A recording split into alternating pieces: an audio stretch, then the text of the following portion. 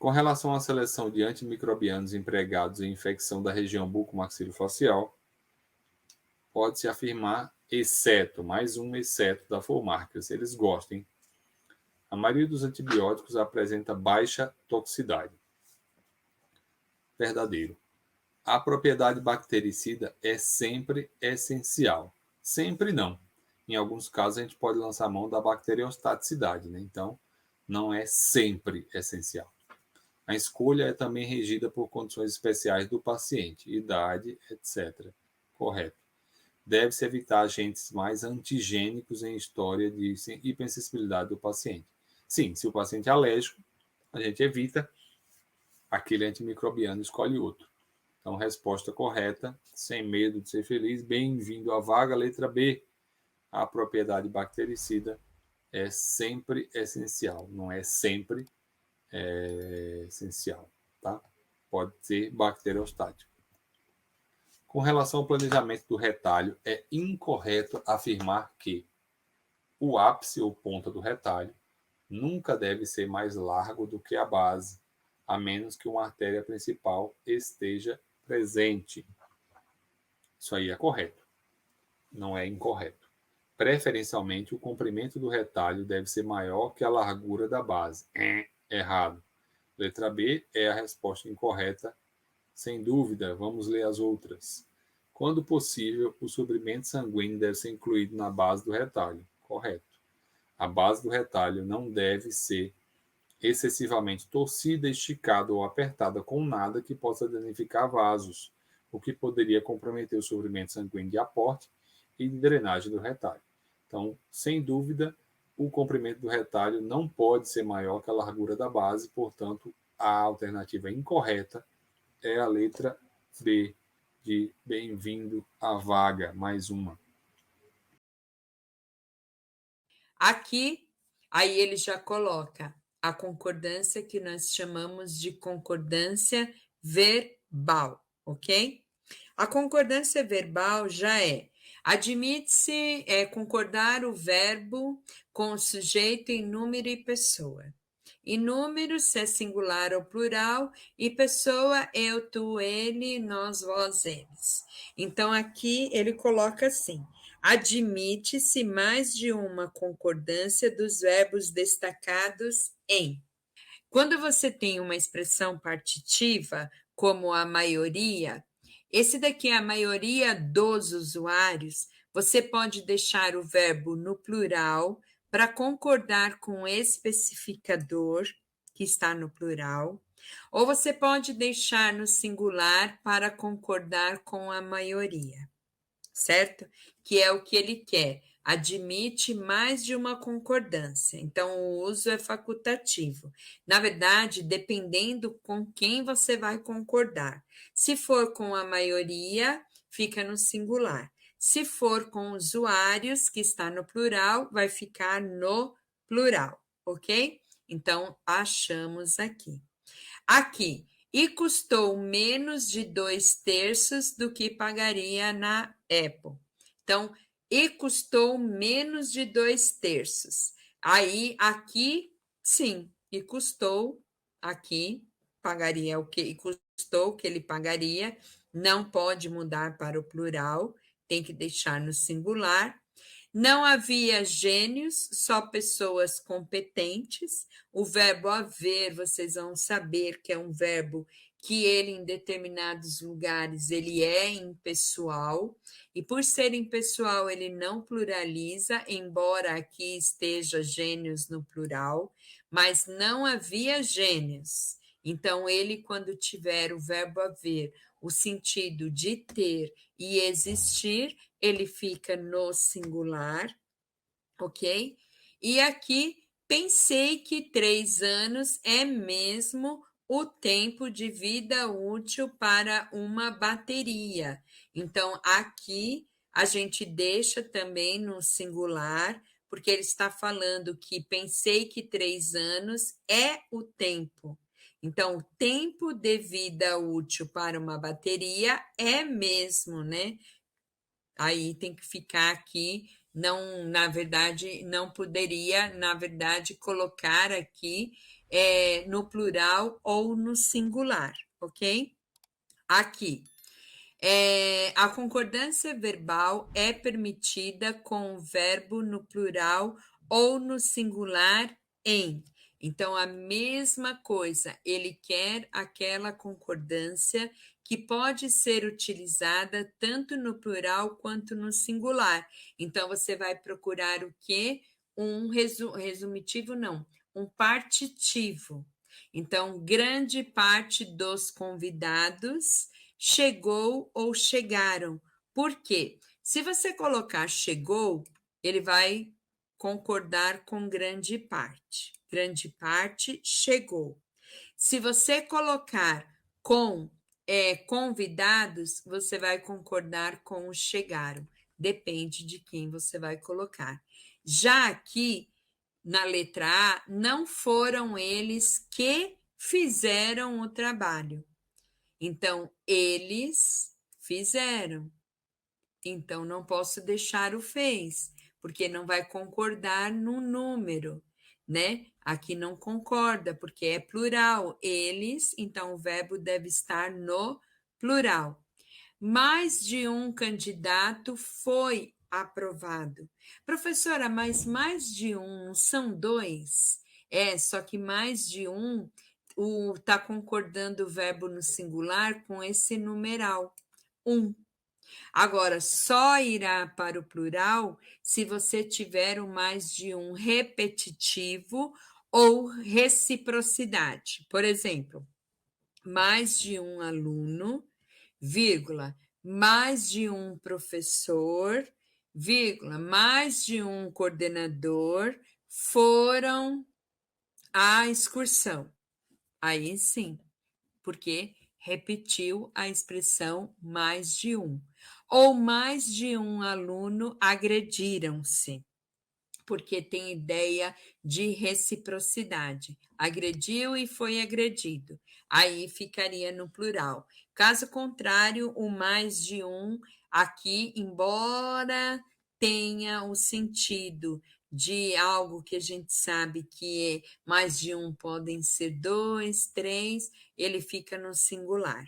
E cerca de 100 pessoas fugiram, porque concordou com o numeral aqui, cerca de, então concordou com o numeral aqui. Cerca de concorda, né? Perto de vai concordar com o numeral. Então o verbo fica no plural. Uma interação medicamentosa importante que o dentista deve ficar atento é a que ocorre entre antibióticos e contraceptivos hormonais, orais, né, os anticoncepcionais orais. O que ocorre é que o antibiótico diminui a biodisponibilidade de contraceptivo, ou seja, o antibiótico diminui a quantidade de contraceptivo disponível no sangue. Isso ele está afirmando. Todas as alternativas abaixo apresentam explicações corretas para esse fato, exceto. Essa é uma outra polêmica, tá? Outra polêmica essa questão. E olha que essa questão é de 2011, né? Até hoje a gente não tem, 2022 a gente não tem muito claro na literatura científica sobre quais antibióticos que interagem, quais antibióticos que não interagem com o contraceptivo hormonal, de forma oral. Tem um antibiótico que está bem consolidado na literatura científica que reduz a eficácia do contraceptivo hormonal. Esse antibiótico se chama rifamicina. Rifamicina, que nem é um antibiótico usado em odontologia, tá? É um antibiótico mais usado no tratamento da tuberculose. Os outros antibióticos, macrolídeos, penicilinas, cefalosporinas, tem estudos que falam que interage, tem estudos que falam que não interage, tem estudos que falam que, na verdade, precisa de mais estudos, tá? Então, há bastante divergência na literatura quanto a isso. Mas tem alguns autores que sugerem uma explicação para essa possível interação, né? E tem várias explicações. Então, tem alguns autores que relatam que o antibiótico pode diminuir a absorção do contraceptivo. Então, você tomou lá o antibiótico via oral, tomou lá o contraceptivo via oral, e aí o antibiótico diminui a absorção do contraceptivo hormonal. E aí, se você tem menos absorção, você tem menos contraceptivo no sangue, significa dizer que isso diminui a biodisponibilidade do contraceptivo. Então, essa é uma das explicações, verdade, né? Uma outra explicação é que o antibiótico aumenta o metabolismo do contraceptivo. Como assim, professor? O contraceptivo é um medicamento, é um fármaco, é uma droga. E toda droga, ou quase toda droga, para ser eliminada do corpo, tem que ser metabolizada. Ela é metabolizada para depois ser eliminada. Alguns medicamentos atuam como indutores enzimáticos. Esse seria o caso do antibiótico. O antibiótico induz o aumento das enzimas que metabolizam o contraceptivo. Logo, quando eu aumento as enzimas que metabolizam o contraceptivo hormonal será metabolizado mais rápido e mais rápido eliminado. Então, essa é uma outra explicação para a redução do efeito contraceptivo quando associado ao do antibiótico. E aí você tem uma outra possibilidade de explicação, que é essa aqui, ó, o antibiótico aumenta o alcance do contraceptivo. O que significa isso? Isso aqui está relacionado a um fenômeno chamado ciclo enterohepático. O que significa isso? O antibiótico, ele mata as bactérias intestinais, lá do intestino grosso, e algumas dessas bactérias que o antibiótico matam, seriam responsáveis por reativar o hormônio quando ele chega lá no intestino também, quando ele chega lá no intestino grosso. Então, o intestino grosso, o contraceptivo hormonal chega no intestino grosso, as bactérias que vivem ali, elas reativariam o anticoncepcional hormonal.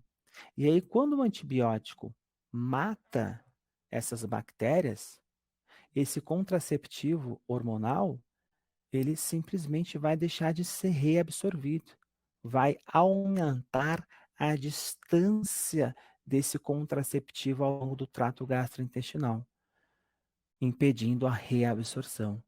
Consequentemente, se eu diminuo a reabsorção do contraceptivo, eu reduzo a biodisponibilidade. Então, essa é uma outra forma de explicar essa interação. E, por fim, a alternativa que é errada, né? Ó, o antibiótico inibe o sistema microsomal do contraceptivo. O que é sistema microsomal? São as enzimas que metabolizam o anticoncepcional. E, na verdade, o que acontece, o que pode acontecer, é o aumento do sistema microsomal. Então, quando eu aumento as enzimas que metabolizam o contraceptivo, aí sim eu vou reduzir a biodisponibilidade do contraceptivo. Ele fala que o anticoncepcional inibe. Se o anticoncepcional inibisse o sistema microsomal, a gente teria como consequência um aumento da biodisponibilidade, não diminuição. Por isso que essa alternativa é errada. Está errado essa afirmação. Próxima questão. Entre os antimicrobianos de igual eficácia, a seleção é feita a partir de, exceto, então vamos ver as erradas primeiro. Então ele está falando de antimicrobianos que têm um efeito semelhante e igual.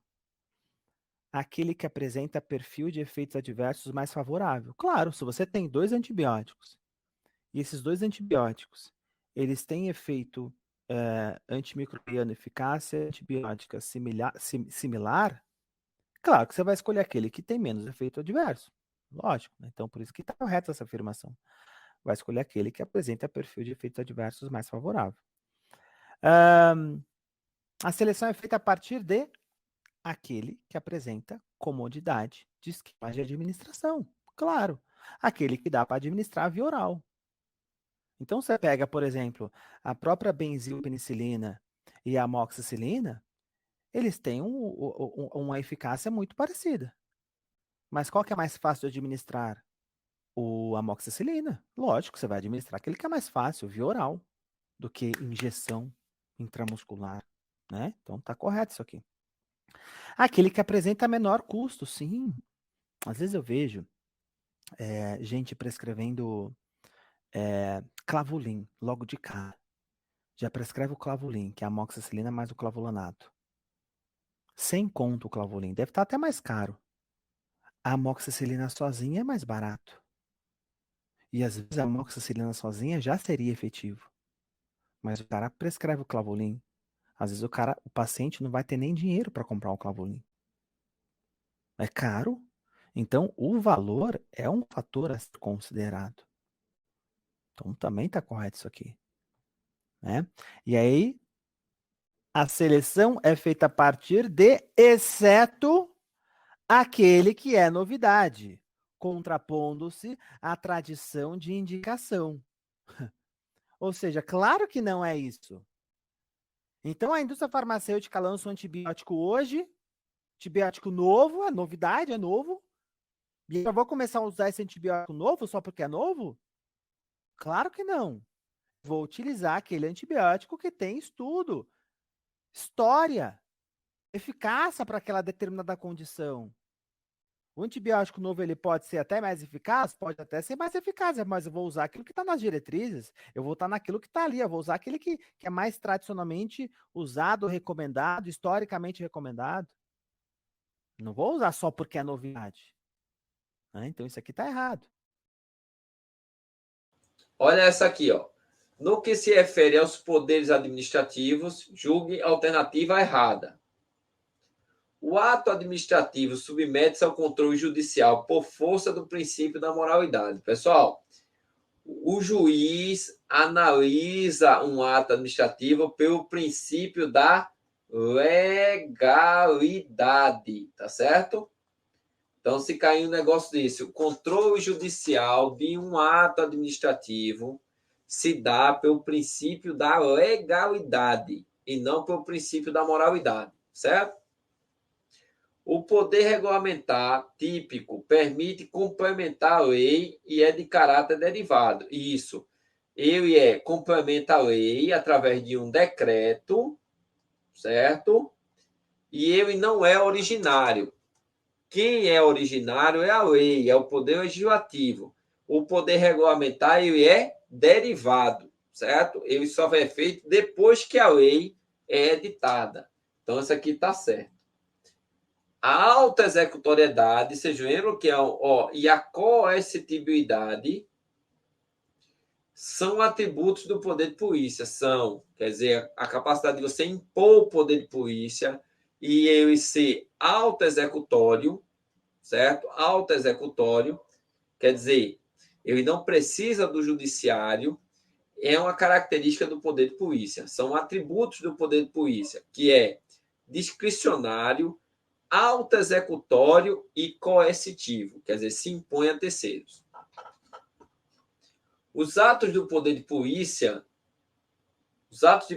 que avultam o princípio da proporcionalidade, revelam-se ilegais, sendo, portanto, passíveis de anulação pelo poder judiciário. Só, nesse caso, quem pode anular é o Poder Judiciário. Por quê? Porque ele feriu a proporcionalidade do ato. Lembra? Proporcionalidade é meio.